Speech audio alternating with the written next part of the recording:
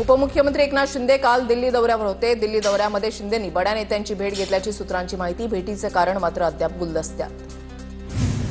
महाराष्ट्राच्या विकासासंदर्भात शिंदे दिल्लीला गेले असतील। शिंदेंच्या दिल्ली दौऱ्याच्या चर्चेवर सामंतांची प्रतिक्रिया। महाराष्ट्राविरोधात गरळ ओकणाऱ्या निशिकांत दुबेचा मुंबईमध्ये आलिशान फ्लॅट। खार पश्चिमेतील झुलेलाल अपार्टमेंटमध्ये निशिकांत दुबेचा फ्लॅट। 2009 मध्ये भाजपच्या दुबेने मुंबईत खरेदी केलेला आलिशान फ्लॅट। दुबेने मुंबईतील फ्लॅट सध्या भाड्याने दिल्याची माहिती। 21 तारखेला सुरू होणाऱ्या संसदेच्या पावसाळी अधिवेशनामध्ये दुबेला महाराष्ट्र काय आहे ते दाखवून देणार। पवारांच्या राष्ट्रवादीचे खासदार धैर्यशील मोहिते पाटलांचा निशिकांत दुबेंना इशारा। देशाची एकता आणि अखंडता जपली पाहिजे। मराठी हिंदी भाषा वादावर भाजप खासदार कंगना राणावतचं वक्तव्य।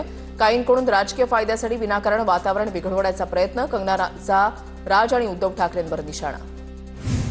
खासदार भुमरे यांच्या भावजाईसाठी मद्य परवान्याची जलद प्रक्रिया। मद्य परवाना ट्रान्सफर करण्याच्या प्रक्रिया वायुवेगामध्ये राबवल्याचा आरोप। औरंगाबाद खंडपीठातील याचिकेमुळे फाईलचा वेगवान प्रवास समोर। 2023 मधील प्रकरणाची राज्यभरात चर्चा।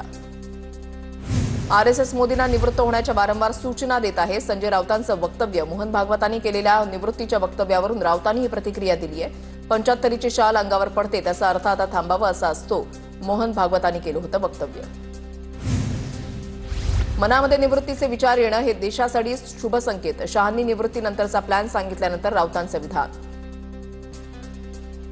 मारहाण प्रकरणामध्ये आमदार संजय गायकवाड यांच्या विरोधात अद्याप तक्रार दाखल नाही। मारहाण झालेली व्यक्ती तक्रार करण्यास इच्छुक नसल्याची माहिती।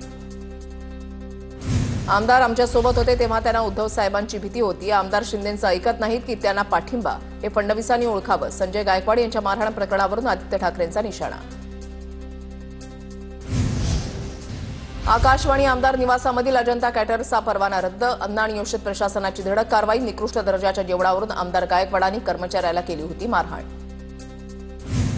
दिवस रात्र महापालिकेच्या पैशावर जगणारी ही लोक आहेत। शिवसेना नेते दीपक केसरकरांचा ठाकरे कुटुंबावर निशाणा। मी बोलायला सुरुवात केली तर पश्चाताप करण्याची वेळ येईल। केसरकरांचा ठाकरे कुटुंबाला इशारा। ठाकरे बंधूंनी एकत्र येऊन बीएमसीसह सर्व पालिका लढवाव्यात असा लोकांचा दबाव। पालिका निवडणुका एकत्र लढण्यावर संजय राऊतांची प्रतिक्रिया। द्राक्ष बागायतदारांच्या मुद्द्यावरून विधानसभेत गदारोळ। आमदार अभिजित पाटलांनी कृषी मंत्र्यांना धरलं धारेवर। बागायतदारांना नुकसान भरपाई कधी देणार अभिजित पाटील यांचा सवाल। प्रस्तावित जनसुरक्षा कायद्याबाबतचा संयुक्त समितीचा अहवाल सादर। समितीचे अध्यक्ष चंद्रशेखर बावनकुळेंची विधानसभेत त्यांनी अहवाल मांडला। जनसुरक्षा विधेयकावरून विरोधक आक्रमक होण्याची शक्यता। दोन्ही राष्ट्रवादी एकत्रीकरणाबाबत मला विचारणार नाही। कार्यकर्त्यांचे विचार घेऊन भूमिका मांडणं योग्य राहील। खासदार धैर्यशील मोहिते पाटलांची प्रतिक्रिया। मुख्यमंत्री फडणवीसांच्या हस्ते मुंबईतील कर्नाक पुलाचं लोकार्पण सोहळ्याला दोन्ही उपमुख्यमंत्र्यांची अनुपस्थिती। आजपासून कर्नाक पूल सिंदूर पूल नावानं ओळखला जाणार।